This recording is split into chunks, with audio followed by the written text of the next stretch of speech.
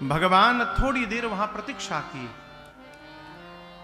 और यहां दर्शन करिए, जब कार्य अपना हो यानी अपनी आवश्यकता हो तो सामने वाले के भरोसे नहीं बैठना चाहिए। अपना कार्य है तो स्वयं यात्रा करना होगा आपको।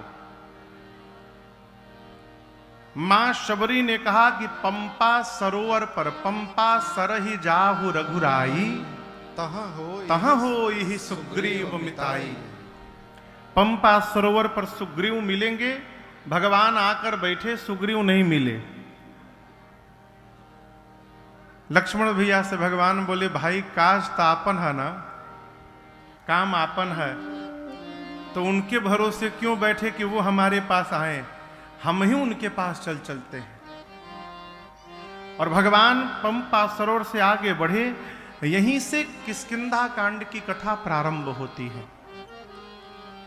प्रभु चले और शीघ्र ही रघुनाथ जी एक पर्वत है जिसका नाम है ऋष्यमूक पर्वत, उसके पास पहुंचे। और इसी ऋष्यमूक पर्वत की चोटी पर, शिखर पर सुग्रीव जी महाराज अपने मंत्रिमंडल के साथ जाकर के बैठे हैं। आपको बता दें, सुग्रीव जी स्वघोषित राजा हैं, अपने को राजा मान लिए हैं। अपन एक मंत्रिमंडल बना के पहाड़ के ऊपर बैठे हैं। राम लक्ष्मण जी को आते देखे ऊपर से, हाथ में धनुष बाण भगवान का दिव्य स्वरूप। सुग्रीव देखते डर गए, धनुष बाण लेकर ये दो वीर पुरुष आ रहे हैं, कहीं मेरे भाई बाली ने मुझे मारने के लिए तो इनको नहीं भेजा है यहां पर।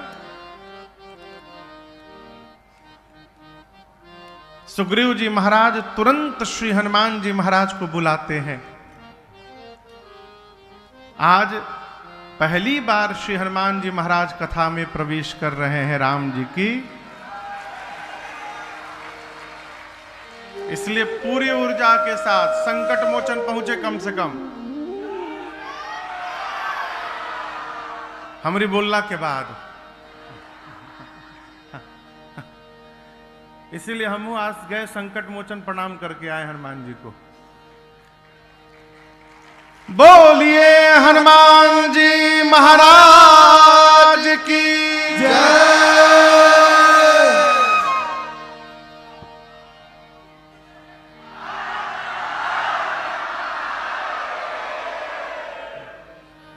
ई काशी में घलुआ है।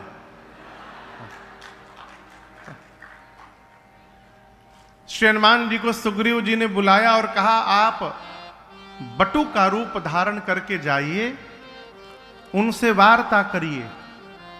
और याद रखिएगा, 5 मिनट आप किसी व्यक्ति से बात कर लीजिए, 5 मिनट के अंदर ही जो भीतर चलता रहता है वो बाहर प्रकट हो जाएगा, वो छिपा नहीं सकता है।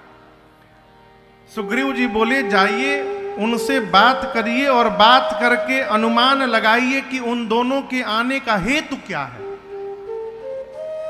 और आपको लेस मात्र भी ऐसा यदि आभास हो रहा है कि वो दोनों मुझे मारने के लिए आ रहे हैं, तो मैं ऊपर से आप ही को देखता रहूंगा। हनुमान जी, आप जैसे लगे मुझे मारने आ रहे हैं, मुझे देखिएगा ऊपर और इशारा करिएगा आंख से, बोलिएगा मत। हनुमान जी पूछे, क्या इशारा करेंगे? सुग्रीव जी बोले, यदि आपको लगे कि मारने आ रहे तो हमको इशारा करिएगा, भाग लो। केवल आंख से आंख मिलाइएगा। आप किए नहीं कि मैं भागाऊं, तुरंत तजाऊं यहां से, तुरंत ही पर्वत छोड़ के, पहाड़ छोड़ के भाग जाऊंगा। भागने में 1 नंबर सुग्रीव हैं। हनुमान जी महाराज ब्राह्मण का रूप धारण करके भगवान के पास गए और जाकर प्रणाम किए हैं। कई लोग प्रश्न करते हैं कि महाराज हनुमान जी ब्राह्मण बने हैं और राम जी हनुमान जी को क्षत्रिय रूप में दिखाई भी पड़ रहे हैं, तो भला एक ब्राह्मण एक क्षत्रिय को प्रणाम क्यों कर रहा है? इसका 2 कारण मैं आपको सुनाऊं। कारण तो अनेक हैं।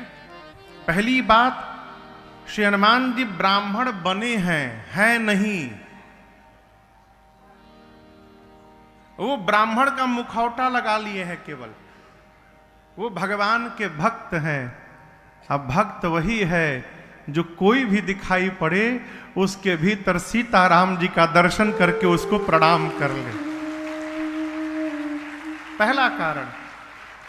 दूसरा कारण, जिस समय श्री हनुमान जी महाराज भगवान के पास पहुंचे हैं वो जेठ का महीना है। जेठ बुझाता ना, कितनी ठंड रहती है ना जेठ में।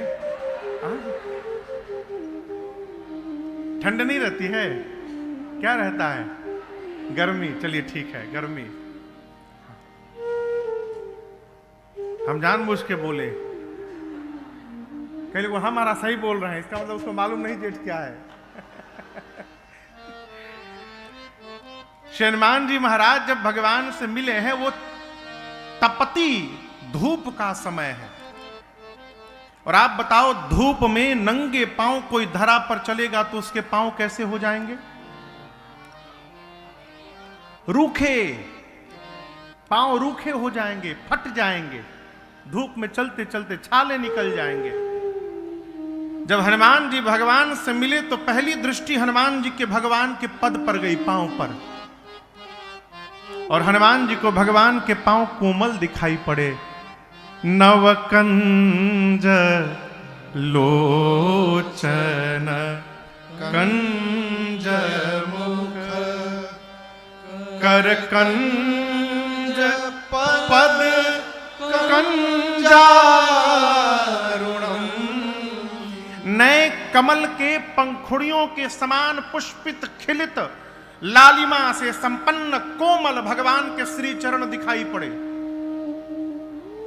हनुमान जी को जैसे भगवान के चरण दिखाई पड़े, सोचने लगे इतनी तपती धूप में भी जिसके पांव कोमल बने हुए हैं, इसका अर्थ है ये कोई सामान्य जीव नहीं है, ये कोई विशेष पुरुष है।